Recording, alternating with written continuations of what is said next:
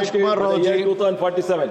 With these words, धन्यवाद सभापति महोदय, आपने संविधान की डिबेट पे बोलने का जो अवसर प्रदान किया। आज हमारे देश के लिए एक सबसे सर्वोच्च और सबसे शुद्ध ग्रंथ है संविधान। आज इस सदन में मैं पहुंचा हूं, कहीं न कहीं उस संविधान की मेहरबानी है और मेरे निर्वाचन क्षेत्र की जनता की मेहरबानी है।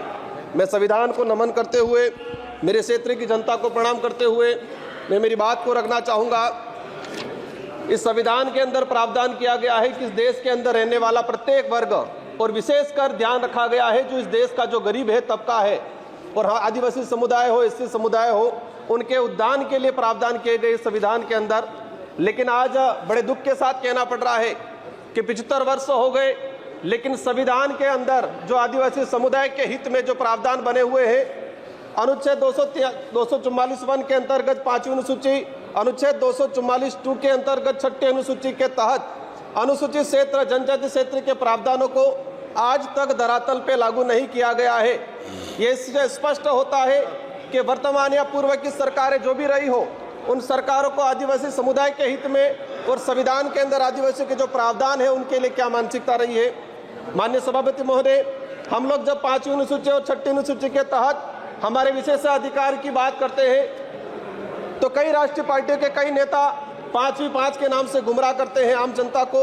बड़े दुख की बात है कि 5वीं अनुसूची और 6ठी अनुसूची क्षेत्र में रहने वाली आम जनता को आज तक इनके अधिकारों के बारे में नहीं बताया गया, नहीं पता चला उनको। माननीय सभापति महोदय, आज रिजर्वेशन का निजीकरण किया जा रहा है, ये भी एक संविधान पे कुठाराघात है।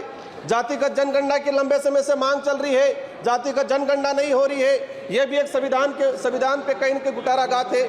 मणिपुर की जो घटनाएं हुई है उससे भी यह सिद्ध होता है कि संविधान पे कहीं न कहीं कुठाराघात है। माननीय सभापति महोदय, इस अवसर पे मैं भीमराव अम्बेडकर जी, बाबा साहब, जयपाल सिंह मुंडा, नेहरू जी, ऐसे कई महापुरुषों को याद करना चाहूंगा जिन्होंने इस देश को शानदार संविधान दिया है। और इसी अवसर पे आज ही के दिन जो शहीद हुए सैनिक हैं, इनको भी नमन करना चाहूंगा। संविधान के प्रावधान के तहत पैसा एक्ट आया इस देश के अंदर, 1996 में पैसा एक्ट आया। आज 28 साल हो गए, लेकिन आज भी कई राज्यों में पैसा एक्ट के कानून नहीं बने हुए हैं। माननीय सभापति महोदय, पैसा एक्ट में प्रावधान है कि शेड्यूल एरिया के अंदर जो भी जमीन है, कोई भी उद्योगपति या कोई भी गवर्नमेंट लेती है तो उसको पैसा एक्ट की ग्राम सभा के तहत अनुमति लेना अनिवार्य है। लेकिन आदिवासी क्षेत्र के अंदर देखा गया है कि राष्ट्रहित के नाम से भूमि अधिग्रहण की जाती है, पैसा एक्ट को नजरअंदाज किया जाता है। हमने कई जगह देखा खनन के नाम पे पैसा एक्ट के तहत ग्राम सभा का बिना परमिशन के और लिया गया।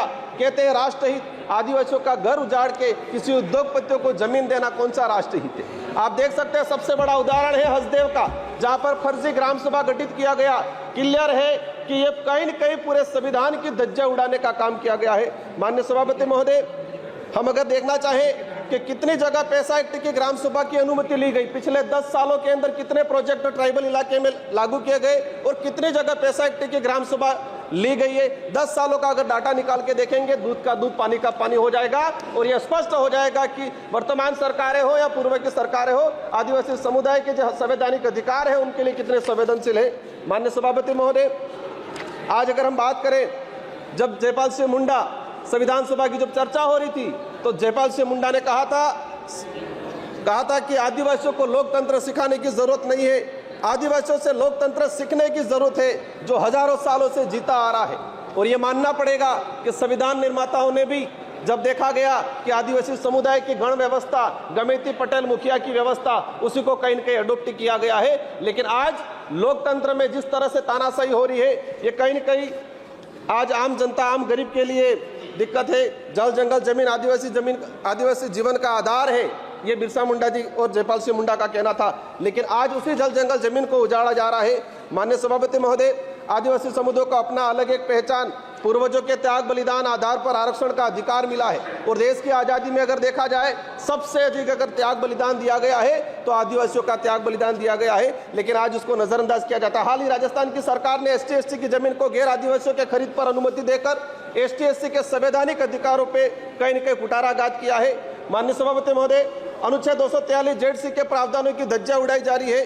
आदिवासियों के संवैधानिक अधिकारों को लेकर सुप्रीम कोर्ट के कई जजमेंट आए। Samata judgment 1997, Vedanta judgment 2013, Ramareddy versus state Andhra Pradesh 1998, Kailash बनाम महाराष्ट्र सरकार 11 जनवरी 2005। लेकिन आज तक इन सुप्रीम कोर्ट हाई कोर्ट के जो जजमेंट है वो आज तक लागू नहीं किए गए हैं। आप अपन निकाल के देखेंगे जितने भी जजमेंट आए ट्राइबल इलाके के हित को लेके आज तक उनको लागू नहीं किया गया है। माननीय सभापति महोदय, हजारों वीरों के बलिदान के बाद Chota Nagpur tenancy act 1908, Santhal Pargana tenancy act 1949, Wilson rules 1837, ये जो जितने भी जो एक्ट आए थे हजारों लोगों ने अपना बलिदान दिया था, इसके बाद आए थे। लेकिन देखा गया है आजादी के बाद इन किसी भी एक्ट पे कोई प्रावधान नहीं किया गया है। माननीय सभापति महोदय, मैं लास्ट 30 मिनट में आपकी बात में समझ रहा हूं, मैं अपनी बात को रखूंगा। हमारे देश की न्याय